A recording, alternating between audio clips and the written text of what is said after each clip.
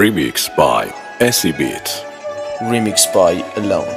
ماتم یه تابوت رنگی، یه قصر قشنگی برایم بسازین در آغوش تنگی. به دل نگیرین میگیرینم بگیرین، ازتون کم کشیدیم اما نه با هر کی هم نشینیم.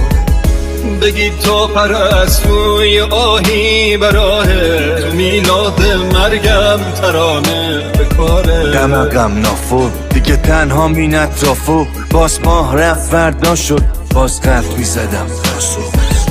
ز دلتنگیم آشیونه بسازی، واسه خاطراتم یه خونه بسازی، واسه خاطراتم یه خونه بسازی.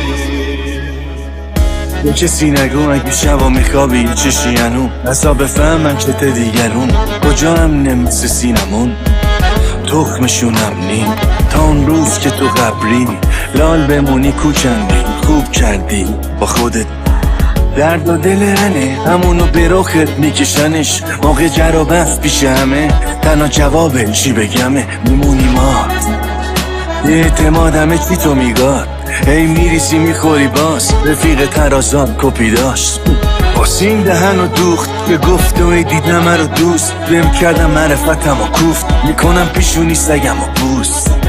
دمقم نافور دیگه تنها مین اطرافو، باز ماه رفت فردا شد باز قلب میزدم تاسو.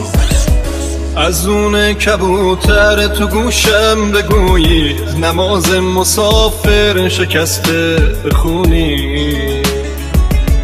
بگیرید یه مهمونی بی صدایی، کباب دل و شربتی از جدایی.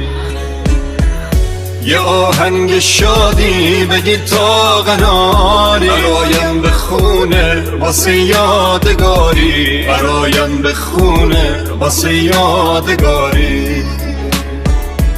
خدایا چه وقت جدایی و درده، تنگ تنم سرده. خدایا چه وقت جدایی و درده. عوض شدم دیگه میترسم از خودم، بغل گوشم نخن بلند همه میتونن سگم کنن.